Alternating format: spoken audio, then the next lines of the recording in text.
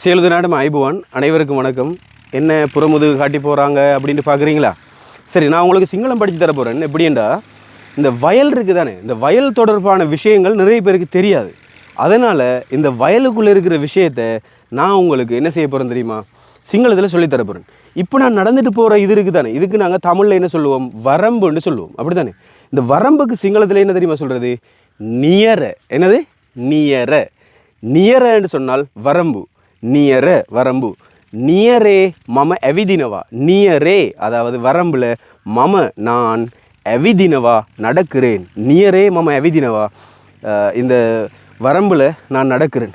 அடுத்தது, இந்த வரம்பில் பார்த்தீங்களா இருந்தால் இப்படி ஒரு கான் ஒன்று வெட்டி வச்சுருப்பாங்க. பார்த்தீங்களா? இந்த மாதிரி ஒரு விஷயம் ஒன்று வெட்டி வச்சுருப்பாங்க. இது எதுக்குன்னு சொன்னால், இந்த வரவைக்குள்ளே தண்ணி நிற்கும்போது, இந்த வரப்புக்குள்ளே தண்ணி நிற்கும்போது அந்த தண்ணியை வெட்டி விடுறதுக்காக வேண்டி, அல்லது வெளியில் இருந்து கால்வாயிலிருந்து தண்ணியை உள்ளே எடுக்கிறதுக்காக வேண்டி இந்த இருக்கிற இதை பயன்படுத்துவாங்க.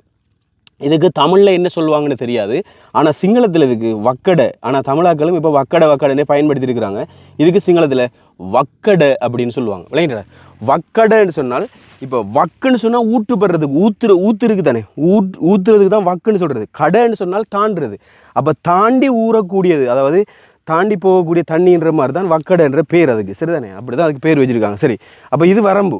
இப்போது இந்த வரம்பு 4 கட்டு சேர்ந்ததுக்கு பிறகு இப்படி ஒரு வரப்பு ஒன்று இருக்குது தானே, இந்த வரப்புக்கு சிங்களத்தில் என்ன தெரியுமா சொல்கிறது? இதுக்கு சொல்கிறது லியத். லியத். லியத்துன்னு சொன்னால் இந்த வரப்புக்கு நாங்கள் லியத்துன்னு சொல்கிறது. சரிதானே? அடுத்தது, நீங்கள் இந்த ஏரியாவை ஃபுல்லாக சுற்றி பார்த்தீங்களா இருந்தால், இப்போ இதுக்கு இப்போ வயல் இன்னும் வரலை, வெள்ளாமல் முளைக்கலை. வெள்ளாமல் முளைச்சா இதுக்கு வந்து நாங்கள் சொல்கிறது கும்புரன்னு சொல்கிறது. கும்புரண்டா வெள்ளாண்மை அப்படின்னு அர்த்தம். அப்போ நிறைய வெள்ளாமைகள் அப்படின்னு சொல்லும்போது கும்புரு என்று சொல்லி என்ன சொல்லி கொள்வாங்க, பயன்படுத்தி கொள்வாங்க. சரி, அதே மாதிரி நீங்கள் பார்த்தீங்களா இருந்தால், இந்த வயல்களுக்குள்ளே வேலை செய்யக்கூடிய இந்த விவசாயிகள் இருக்கிறாங்க தானே, இந்த நெல் வீசக்கூடிய, இந்த வெள்ளாண்மையை செய்யக்கூடிய விவசாயிகள் இந்த நின்று கொண்டு இருக்கிறாங்க. பார்த்தீங்களா? இந்த விவசாயிகளுக்கு சிங்களத்தில் என்ன தெரியுமா சொல்கிறது? கொவியான்னு சொல்லுவாங்க. அப்போ அவங்களுக்கு ஒரு மரியாதையாக கொவி மகத்தையான்னு நாங்கள் சொல்லணும். சரியா? கொவி மகத்தையான்னு சொன்னால் விவசாயின்னு அர்த்தம். அடுத்தது பார்த்தீங்களா இருந்தால், இது வீசுறதுக்காக வேண்டி நெல் வச்சுருக்குறாங்க. விளையிட்டா? நெல். இதுக்கு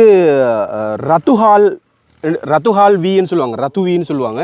இப்போ இந்த நெல் இருக்குது தானே, இந்த இந்த நெல்லுக்கு சிங்களத்தில் சொல்கிறது வி. நெல்லுண்டா என்னது? வி. வீண்டா நெல்லுன்னு சொல்கிறது. அடுத்தது, நீங்கள் இன்னும் ஒரு விளக்கத்தை நான் தெரிஞ்சுக்கொள்ளணும். சரியா? இப்போ சும்மா நெல் வி. சரியா? இப்போ இந்த விதை நெல் இருக்குது தானே, விதை நெல் இல்லை. இப்போ இங்கே இது வந்து மணல் பூமின்றதுனால விதை நெல் இல்லாமல் சும்மா நெல்லை தான் வீசுகிறாங்க.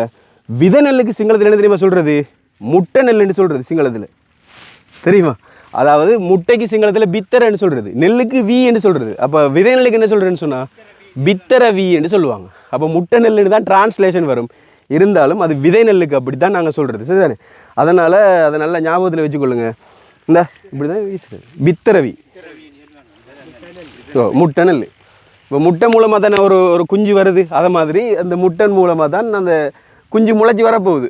அதனால் பித்தரவி அப்படின்னு சொல்கிறாங்க. சரிதானே? அப்போ அந்த மாதிரி தான் இதை சொல்கிறது. ரைட். அடுத்ததாக பார்த்தீங்களா இருந்தால், இதெல்லாம் நல்லா சுற்றி பாருங்கள். இதெல்லாம் ஃபுல்லாக என்ன வயல்காடாக இருக்குது. இந்த வயல்காட்டுக்கு கும்புரு கேலைன்னு சொல்லக்கூடாது. சரியா? சிங்களத்தில் அதுக்கு ஒரு முறை இருக்குது. என்ன தெரியுமா? வெள்யாயன்னு சொல்லணும். என்னது? வெள்யாய. வெள்யாயன்னு சொன்னால் வயல்காடு அப்படின்னு அர்த்தம். சரிதானே? வெள்யாயன்னு சொல்கிறது. அடுத்தது, இது வந்து மேட்டு நிலம். விளையாட்டு தானே? இப்போ சேத்து நிலம் ஒன்று இருக்குது, மேட்டு நிலம் ஒன்று இருக்குது. சரியா? அதே மாதிரி நாங்கள் சொல்கிறது என்னென்னு சொன்னால், இந்த மலைபோகமாக சொல்கிறது, மாரிபோகமா, மாரிபோகம்னு சொல்லுவாங்க, கோடபோகம்னு சொல்லுவாங்க. 2 இருக்குது. சரிதானே? இப்போ இந்த விஷயத்துக்கு சிங்களத்தில் என்ன சொல்கிறதுன்னு பார்த்தீங்களா இருந்தால், இந்த மேட்டு நிலத்துக்கு சொல்கிறது கொடபிம. மேட்டு நிலத்துக்கு என்ன சொல்கிறது? கொடபிமன்னு சொல்கிறது. மேட்டு நிலத்துக்கு கொடபிமன்னு சொல்லுவாங்க. அப்போ சேத்து நிலத்துக்கு என்ன சொல்லுவாங்க தெரியுமா? மடபிமன்னு சொல்லுவாங்க. மடபிமண்டா சேத்து நிலம், கொடபிமன்னு சொன்னால் மேட்டு நிலம். ரைட். இந்த இருக்கிறது தெரியுதா? இது வந்து வைக்கோல். வைக்கோலுக்கு சிங்களத்தில் சொல்கிறது பிதுரு. வைக்கோலுக்கு என்ன சொல்கிறது? பிதுரு. இந்த பிதுருக்கு ஒரு பழமொழி ஒன்று சொல்லுவாங்க. பழமொழிக்கு சிங்களத்தில் சொல்கிறது பிரஸ்தா பிருளைன்னு சொல்கிறாங்க பழமொழிக்கு. சரிதானே? சொல்லுவாங்கன்னு சொன்னால், பல்லா பிதுரு கண்ணித்ன கனகொனாட்ட தென்னித்னன்னு சொல்லுவாங்க. அதாவது நாய் இருக்குது தானே, நாய்க்கு பல்லா. பல்லா பிதுரு கண்ணின. நாய் வைக்கோல் சாப்பிடாது, கனகொனாட்ட தென்னித்னு சாப்பிட்ற மாட்டை திண்ணையும் விடாது. இந்த மாதிரி சில கூட்டங்கள் இருக்குது நம்மளுக்குள்ளே. சரி, அது இருக்கட்டும் ஒரு பக்கம். சரி, அடுத்ததாக பார்த்தீங்களா இருந்தால் இந்த மாரி போகம் சொல்லுவாங்க. மாரி போகம் அல்லது இந்த மழைக்காலத்தில் செய்யக்கூடிய போகம், 2 போகத்தில் செய்வாங்க. அதாவது கோடைக்கும் செய்வாங்க, மழை காலத்துலேயும் செய்வாங்க. இப்போ இது வந்து மழை காலம். இந்த மழை காலத்தில் செய்கிறதுக்கு சிங்களத்தை சொல்கிறது மாஸ்கன்னு சொல்கிறது. என்னது? மாரி போகத்துக்கு சிங்களத்தை சொல்கிறது மாஸ்கன்னு. அப்போ கோடை போகத்துக்கு சிங்களத்தை சொல்கிறது யல்கண்ணு. யல்கண்ணுன்னு சொன்னால் கோடை போகம். ஆமாம், மாஸ்கண்ணு அப்படின்னு சொன்னால் மாரி போகம் அப்படின்னு சொல்லி அர்த்தம் இருக்குது. வேறு ஏதாவது இருக்குதா சொல்லி தரதுக்கு உங்களுக்கு? ரைட், அந்த உரத்துக்கு சிங்களத்தை சொல்கிறது புகரன்னு சொல்கிறது. சரிதானே? மற்றபடி அவ்வளவுதான். Right, okay. இப்போ இந்த விதைக்கிறது இருக்குது தானே, விதைக்கிறதுக்கு சிங்களத்தை சொல்கிறது வப்புரணவா. விதைக்கிறதுக்கு என்ன சொல்கிறது? வப்புரணவான்னு சொல்கிறது. விதைக்கிறதுக்கு சிங்களத்தில் வப்புரணவா. கோவி மகாத்துரு லியாத்தே பெஹலா வப்புரணவா. கோவி மகாத்துரு விவசாயி ஐயாக்கள் லியாத்தட பெஹலா. லியாத்தன்னு சொன்னால் வரப்பு. லியாத்தட பெஹலா வரப்புக்குள்ளே இறங்கி, பெஹலா இறங்கி வப்புரணவா விதைக்கிறாங்க. அந்த டெக்டரெங் கும்புற ஹானவா. டெக்டரெங்னு சொன்னால் டெக்டரேன்னு சொன்னால் டெக்டர் தான். டெக்டரையன் டெக்டரால் கும்புற வயலை ஹானவா. ஹானவான்னு சொன்னால் உழவுறாங்க. இந்த உழவு அடிக்கிறது இருக்குது தானே, இதுக்கு வந்து ஹானவான்னு சொல்கிறது. கும்புற ஹானவா வயலை உழவுறாங்க. இப்போ சில ஆக்கள் ஏதாவது நாசமாக்கிட்டான் இவன் என்ற வேலை அப்படின்னு சொல்லிலாம் திட்டுவாங்க தானே, அந்த மாதிரி சந்தர்ப்பத்தில் மூ மகே வெடே ஹேவான்னு சொல்லுவாங்க. ரைட்டா? மூ மகே வெடே ஹேவா என்ற விஷயத்தை நாசமாக்கிட்டான், அழிச்சிட்டான். சில டைமில் திண்டுட்டாங்கன்னு சொல்லும்போது கேவாண்டு வரும். அப்போ கேவாண்டா சாப்பிட்டாச்சு, ஹேவாண்டா உழுதாச்சு.